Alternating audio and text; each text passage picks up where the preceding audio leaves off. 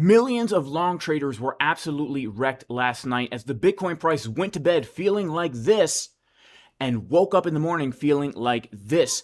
We're going to be discussing exactly what happened, why it happened, and what we need to be looking for next. So make sure to like the video, subscribe to the channel, and click the bell for notifications because we are bringing you the most timely Bitcoin updates here on YouTube. Bitcoin with a very large move to the downside last night, rejecting right from this box of resistance, which is the short setup we gave in the Casper Crew VIP Discord. Shout out to everybody in the Casper Crew. I want to talk about why we got this move to the downside. This was a long squeeze.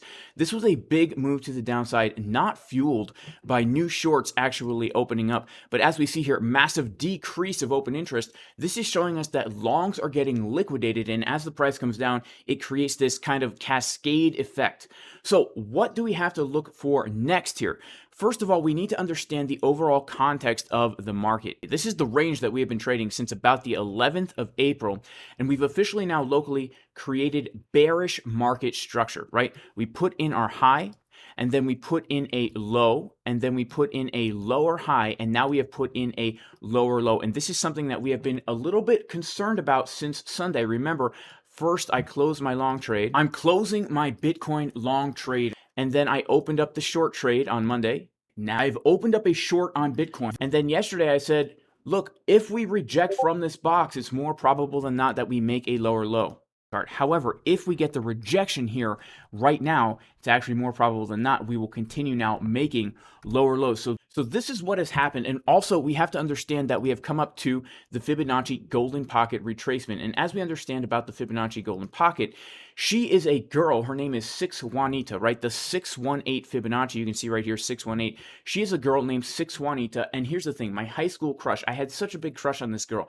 And every time I would ask her out on a date, she would give me the hand, she would give me the face, she would reject me.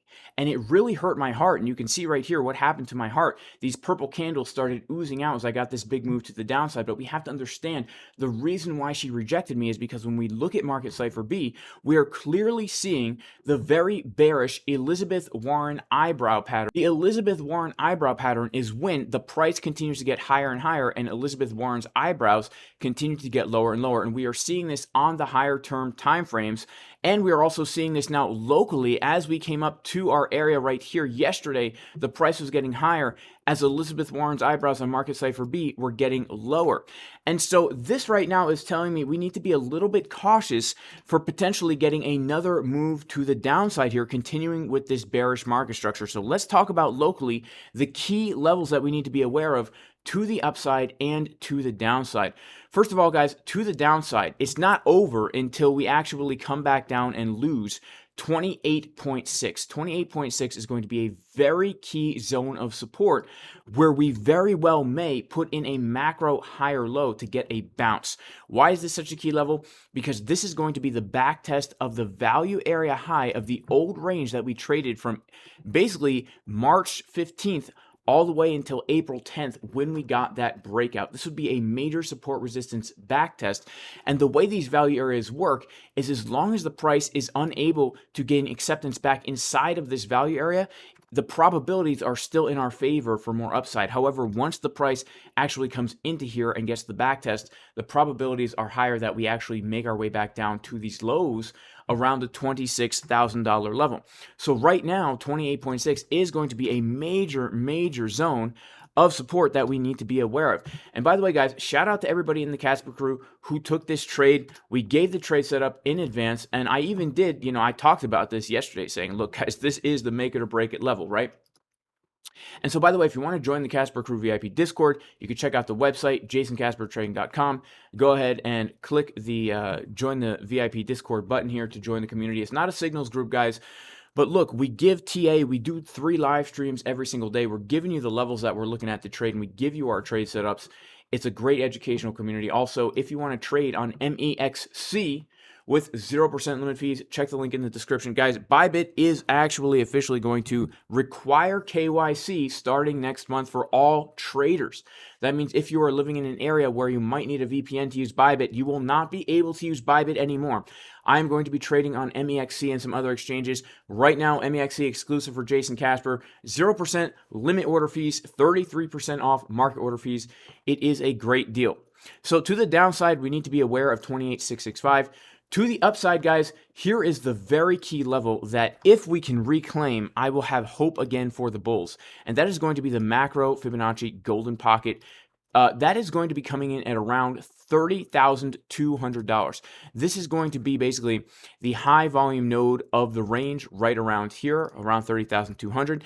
These are the two most important levels that matter to me right now as a day trader, right? As a day trader, the most important levels for a long is going to be the 28.6. For a short is going to be the 30,200 level. These are the places where we need to be looking for trade entries. Now, when we take a look at the higher term time frames here, we do have to understand we are actually printing some bearish signs on the daily time frame. As we know, we've been watching at this for a while here. We've been showing that, look, on the daily time frame, we are in fact printing the bearish Elizabeth Warren eyebrow pattern, even though we are breaking out of this very bullish inverse head and shoulders pattern. As the price continues to make higher highs right here, we are seeing our oscillator make lower highs, showing us that we are running out of steam, and this is the place, if we're going to get a pullback, that we need to be looking and ready for a pullback, right? That is why I've closed out some of my swing longs. That is why I have entered even into short trades here. And so the two major swing trade levels for support are going to be $25,000 and then 21.3.